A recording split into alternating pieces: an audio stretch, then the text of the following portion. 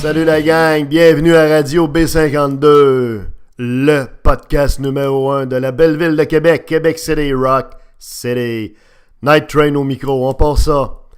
La Ligue nationale de hockey a reparti encore un autre vaudeville, un autre burlesque, en nous informant cette semaine que la valeur moyenne des équipes de la Ligue nationale de hockey dirigées par les Américains Slinky et Daly valent maintenant donc 517 millions en moyenne. Ça veut dire que les 30 équipes là, valent en moyenne, une équipe vaut en moyenne 517 millions. Fait qu'il y en a qui valent 1 milliard, puis il y en a qui valent pas grand-chose. On comprend là? Mais et donc, ça a augmenté quand même pas mal parce que c'est parti d'un peu en bas de 500 millions. Puis là, au bout d'un an à peine, c'est 517 millions. Tu sais, je veux dire, c'est comme tu payes 5 pitons, là, puis le montant augmente de combien tu veux. Je sais pas si c'est Slinky qui arrange ça avec sa gang dans son bureau, dans sa suite capitonnée à New York ou quoi. Mais enfin, écoutez, l'affaire est très simple. Là. Hein? Ici à Radio B52, on se dit les vraies affaires. Ben, l'affaire, c'est que ça tient pas de bout. OK, c'est un autre couleuvre qui essaye de passer Slinky à tout le monde. C'est encore faire passer des vessies pour des lanternes. OK? C'est pas la première fois que Slinky et la Ligue nationale essaye ça, mais là, vraiment, c'est un coup vraiment d'éclat incroyable de ridicule, puis de rire du monde en pleine face de même. Et ça semble pas avoir amené trop de réactions dans le monde de la radio terrestre, là. Donc, c'est une raison pour laquelle on commente ça ici à Radio B52. Ça ne tient pas de bout de ce prix-là. Je vais vous dire pourquoi. Pour quelques raisons. La première raison, c'est que le produit sur la glace est très, très moyen.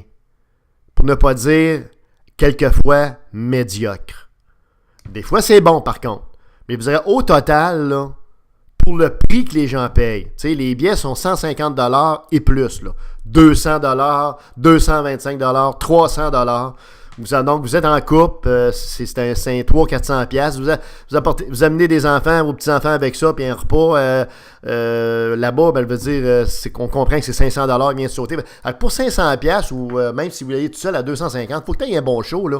Tu ne peux pas te contenter d'avoir un show moyen. Or, souvent, les shows sont très ordinaires, même en deçà de la moyenne. Ça fait que le produit de la Ligue nationale de hockey, en termes de qualité, est en décroissance, diminue en qualité, c'est souvent plate, et on voit des bancs vides un peu partout.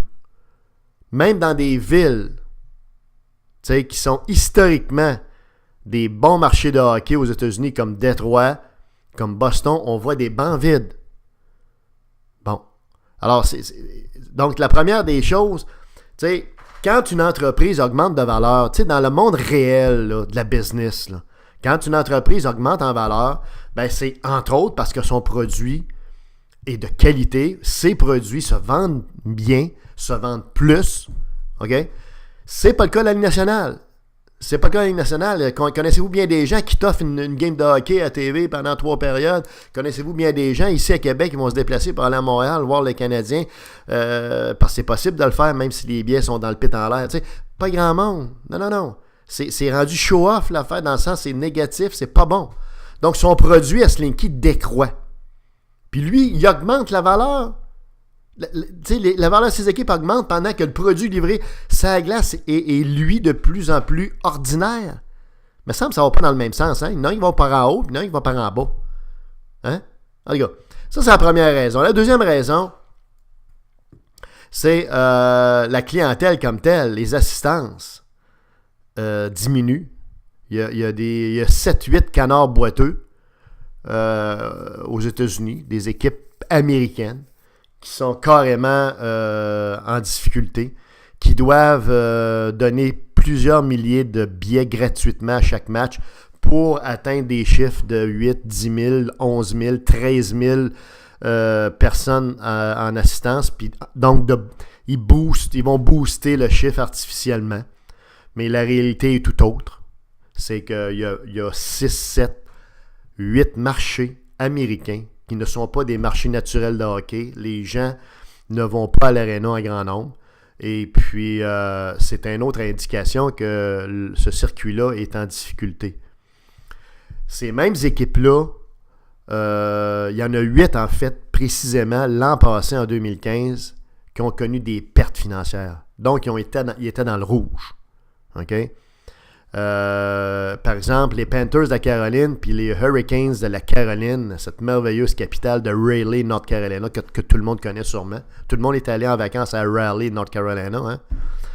Eh bien, ces deux concessions-là ont perdu l'an passé 15 millions. Les Coyotes de l'Arizona, c'est autour de 9 ou 10 millions qu'ils ont perdu l'an passé. Puis Columbus, c'est autour de 3 millions. Bon, puis les autres, en tout cas, il y en a d'autres aussi qui ont perdu. Mais en résumé, il y a des concessions qui sont tout croche. Tout croche, tout de travers dans la Ligue nationale. Elles sont renflouées à chaque année par le système de bien-être social de la Ligue nationale. C'est-à-dire, les équipes les plus riches donnent de l'argent aux plus pauvres pour leur aider à toffer à run et à durer. Slinky ne veut pas changer les équipes de ville. Il veut continuer à développer la Ligue nationale de hockey dans ses États-Unis où il est né, où il demeure et où il mourra. Donc, il y a des canards boiteux, il y a des équipes qui vont mal. Puis quand on parle de 8 équipes sur 30, bon, on se comprend qu'on parle à peu près du tiers. Un peu moins du tiers, mais tout de même d'un grand nombre d'équipes. Hein? 8 sur 30. Fait que ça va mal. Là. Ça va très, très mal. Donc, c'est un autre indicateur, ça, que, regarde, il me semble que quand tu as moins de tendance, tu as moins de monde, ça veut dire que ton produit attire moins. Ben, il y a des chances que si tu as moins de clients, que tu vendes moins, que ta compagnie n'augmente pas en valeur. Tu sais, c'est un petit peu contradictoire, si vous voyez ce que je veux dire. Hein? L'autre raison, ces investisseurs, il y a 2 ans, quand la Ligue nationale de hockey a annoncé qu'elle faisait une expansion, puis qu'elle elle s'ouvrait à recevoir des candidatures, ça se bousculait pas au portillon. Hein? Il y a 2 villes qui ont postulé. Il y a évidemment Québec, pour les raisons que vous savez, et évidemment Las Vegas.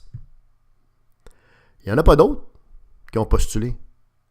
Et au nombre de milliardaires puis de multimillionnaires qu'il y a aux États-Unis, entre autres, puis au Canada, puis ailleurs dans le monde, qui sont à l'affût d'investissements profitables, c'est tout de même révélateur et très symptomatique qu'il n'y en ait aucun qui ait fait des démarches pour poser même sa candidature pour avoir un club dans la Ligue nationale de hockey. Et ces investisseurs-là sont sérieux. C'est très symptomatique, très révélateur, ça. Ça veut dire que le produit n'est pas attrayant. Ça veut dire qu'ils ne voient pas l'investissement comme étant un bon bid, comme quelque chose qui va se rentabiliser. En tout cas, à terme. Et ça, le message des investisseurs est pas mal plus important à comprendre, puis à recevoir, puis à interpréter que toutes les balivernes, toutes les idioties, toutes les phrases faunées, la langue de bois, OK, et de vipère qui sort de la bouche de Slinky. Les investisseurs ont dit à la Ligue nationale d'un commun message il y a 2 ans, quand Slinky leur a demandé de venir les voir pour se proposer pour avoir une candidature, ils ont dit « Va chier, Slinky, no fucking way, je m'en vais pas dans ton asti de patente à gosse qui marche tout croche tout de travers, que t'appelles la Ligue nationale de hockey. » On comprendra que si des investisseurs qui sont sérieux, qui sont chevronnés dans le domaine de la business, s'en vont pas dans la Ligue nationale de hockey, c'est parce que c'est une business qui roule tout croche tout de travers, puis il n'y a même pas d'expectation à terme, à moyen terme, comme quoi que ça va aller mieux. C'est pour ça qu'ils ne touchent pas à ça, tu sais. Il y a tellement d'autres opportunités d'affaires pour faire de l'argent à la bourse ou ailleurs, dans d'autres takeovers de compagnie. Mais la Ligue nationale de hockey, pour eux autres, c'est dirigé par des morons, puis c'est une ligue qui s'en va à peu près nulle part, là. OK? Donc ça, c'est la troisième raison pourquoi on peut se demander, mais c'est vrai que la valeur des équipes augmente quand les investisseurs ont levé le nez sur la Ligue nationale de hockey en bloc. On se comprend? Tu sais? C'est pas bien compliqué à comprendre. Vous savez, notre ami là, de Las Vegas, les Golden Knights de Las Vegas, en passant, petite parenthèse sympathique ici. On s'entend-tu que les Golden Knights... Moi, je me rappelle, quand j'étais petit, il y avait les Golden Seals. Je sais pas où ils jouaient, mais il y avait les Golden Seals. Puis les Golden Knights, là, j'ai même vu sur le web leur écusson, leur logo. Quand tu regardes le logo, puis que tu écoutes les Golden Knights, là, on comprend-tu que ça fait un petit peu chevalier de Longueuil, là? Hein? Les Chevaliers de Longueuil. Tu sais, c'est vraiment pas glamour. On dirait une patente des années, je sais pas, des années 50, tu sais. C'est épouvantable. Ça, c'est leur problème, remarquez bien, là, mais c'est pour vous dire qu'ils sont déjà dans le champ un petit peu, eux autres, avec leur logo, leur couleur, puis le nom de leur équipe qui détonne, mais complètement. Ça fait vraiment, vraiment l'école secondaire là, du fond de l'Alabama là, en 1952. Là. Bref, fermons la parenthèse. Ce monsieur-là a payé 500 millions pour avoir sa concession à Las Vegas, rajouté un autre 400-500 millions pour mettre l'organisation en place. Fait que c'est 1 milliard, OK, cash down pour partir l'équipe. Après ça, peut-être 100 millions à peu près par année. Autrement dit, là, il y a 1 milliard à rentabiliser. OK? Or, pour rentabiliser ça, avez-vous une idée du temps que ça va prendre si un jour il rentabilise? Parce que si la valeur moyenne des équipes est de 517 millions, et moi j'en doute fortement pour les raisons que je vous ai dit tout à l'heure, ben c'est parce qu'il y a des équipes qui sont là depuis très longtemps, comme Boston, Chicago, puis des marchés canadiens comme Montréal, Toronto, qui eux valent 1 milliard, 1,2 milliard, New York, 1,4 milliard, d'autres à 700-800 000. C'est des vieux marchés qui sont là depuis peut-être 60 ans. Donc ces équipes-là, ça leur a pris 50-60 ans avant de valoir le montant qu'ils valent aujourd'hui. Je vous dis pas que les Golden Knights, ça va leur prendre ça, mais ça va leur prendre un méchant bout de temps. Un méchant bout de temps avant d'atteindre une valeur économique qui va leur permettre de récupérer leur investissement initial d'1 milliard ou près d'1 milliard, plus les coûts opérationnels qui vont avoisiner probablement entre 80 et 100 millions. Ou entre 70 et 100 millions, tout dépendant du plafond salarial, puis du plancher salarial. Alors, ce monsieur-là, puis cette ville-là, est condamné à être dans le rouge pour longtemps. Donc, je ne m'attends pas à une durée de vie très très longue, même si on ne souhaite pas de mal à la personne, mais c'est ça qui arrive. Donc, c'est pour vous illustrer en bout de ligne que tout, je dirais, le montage économique, toute la valeur économique de 517 millions que la Ligue nationale prétend, c'est un écran de fumée. C'est vraiment se moquer des gens. Ça ne se peut pas. Ça ne se peut pas, là. OK? Il y a des clubs, quelques clubs qui valent cher, parce que c'est des clubs, comme je disais, des concessions qui sont là depuis longtemps, comme Chicago, Boston, Montréal, Toronto, tout ça. C'est bien sûr, ces clubs-là valent évidemment en haut 500 millions, valent autour d'1 milliard ou 700 000, 800 000. Mais au-delà de ça, tu as 8 clubs qui, eux autres, perdent de l'argent, qui valent autour de 200 millions, 230 millions. Puis dans le milieu, là, entre les riches et les pauvres, tu as un moton de no-name, tu as un moton d'équipes qui sont à peu près, qui se tiennent à flot, disons. Ils vont faire un petit peu d'argent, mais pas beaucoup. Fait que ces gens-là, ils n'augmentent pas la moyenne, sont dedans ou sont trop tôt, un petit peu en bas, un petit peu en haut.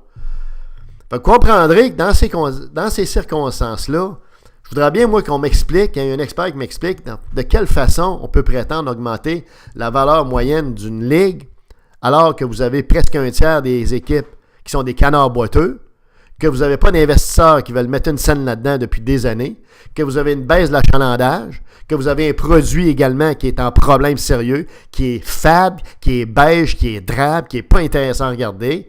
Surtout que les gens là, ont maintenant la possibilité de consommer bien d'autres produits de loisirs que d'aller avoir une game de hockey à 225$ avec des fat cats qui se traînent les pieds. Alors, je voudrais bien savoir, moi, comment est-ce que vous pouvez augmenter de valeur dans ces conditions-là, quand toutes les conditions et les critères qui font qu'un investissement augmente sont en la baisse, sont dans le rouge, sont dans le négatif, il y a un petit signe moins avant, là. Bon, c'est la preuve que Slinky, il manipule les chiffres et c'est fauné. C'est complet. C'est un freak show, là. C'est un freak show complet. Alors, c'est pas sérieux. C'est pas sérieux. Puis, c'est ça que je trouve dommage en bout de ligne, c'est que cette ligue-là, d'une certaine façon, fait du temps, a rayé Québec comme concession, alors qu'il y aurait eu de l'argent à faire à Québec, je pense, même si c'est ce qu'ils appellent un petit marché.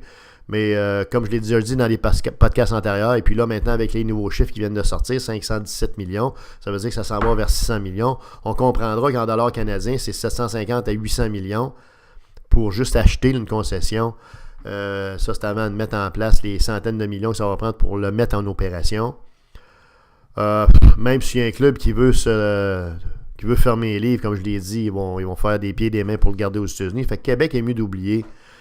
l'arrivée du Club des Nordiques. On l'a prédit, nous autres, on l'a affirmé, on l'a dit à Radio B52, il n'y aura jamais de Ligue nationale de hockey à nouveau à Québec, c'est mort. C'est un dead duck, c'est un canard. Là. Complètement mort. Aussi bien se tourner vers un autre circuit professionnel, un autre projet qui serait plus raisonnable avec des prix plus abordables pour les billets, puis les gens vont s'amuser pareil. T'sais. Mais pour ce qui est de la Ligue nationale de hockey, ça serait donc le fun que les messages que je viens de dire à propos de cette manchette-là de la Ligue nationale qui est offensante pour l'intelligence des amateurs, pas juste de Québec, mais des amateurs en général, ben qu'il y ait une espèce de tollé général, ça serait le fun là, à l'égard de Slinky, okay, sa langue de bois, puis de tous ses sophismes, ses demi-vérités, puis des choses qu'il fait dans notre dos, qui dit n'importe quoi, qu'il y ait un tollé général, qu'il y ait une espèce de fuck you à l'unisson de la NHL. C'est possible, ça? Être capable de montrer une certaine fierté face à la Ligue nationale de hockey, puis arrêter de se coucher à plat ventre devant eux autres. Voyez-vous, c'est n'importe quoi, la NHL. Ils viennent de le prouver encore cette semaine avec cette manchette-là qui tient pas debout, comprends-tu? C'est un éléphant au pied d'argile. C'est comme un château de cartes. Tu tires la carte en haut, puis tout tombe à terre. C'est aussi fragile que ça. Tu sais, c'est pas un produit en demande. Rappelez-vous en terminant toutes les démarches que Slinky a faites quand les Coyotes voulaient sacrer leur camp en Arizona. Il est quasiment allé se mettre à quatre pattes à l'hôtel de ville, il lichait le plancher, comprends-tu? Il n'y a rien qu'il n'a pas fait. Il n'y a pas personne, aucun investisseur sérieux qui s'est présenté pour aider les Coyotes de l'Arizona ou pour prendre en charge la concession. Personne. Il a fallu que Slinky ait quitté l'argent finalement des contribuables là-bas. Et assez étonnamment, les contribuables américains de Glendale et de l'Arizona ont accepté de mettre l'argent dans leur poche pour garder la concession en Arizona. C'est vachement impressionnant parce que moi, je pensais que les Américains, c'était des capitalistes, puis c'était pas du monde qui aimait ça subventionner des millionnaires et des fat cats, tu sais, en prenant l'argent dans leur poche, puis donner ça à cette gang de croches-là, comprends-tu? Mais non, ils ont réussi à le faire. Mais c'est pour vous dire qu'il n'y a personne qui courait à la porte pour sauver les Coyotes d'Arizona non plus. Donc, au total, vous voyez le portrait d'ensemble, c'est que la Ligue nationale de hockey, quand elle prétend que la valeur de ses équipes a augmenté, elle nous met en pleine face, ça tient pas de bout. Puis tout ça d'augmenter artificiellement, c'est une balloune. On appelle ça vraiment une balloune financière. Puis une balloune, vous savez, quand on prend un petit pic, là, puis qu'on pèse dessus, vous savez ce qu'il y a? Ça fait paf! Ça explose. Puis un jour, c'est ça qui va arriver à la Ligue nationale de hockey de Slinky. C'était Radio B52. Merci de nous écouter de plus en plus en grand nombre. Night Train au micro.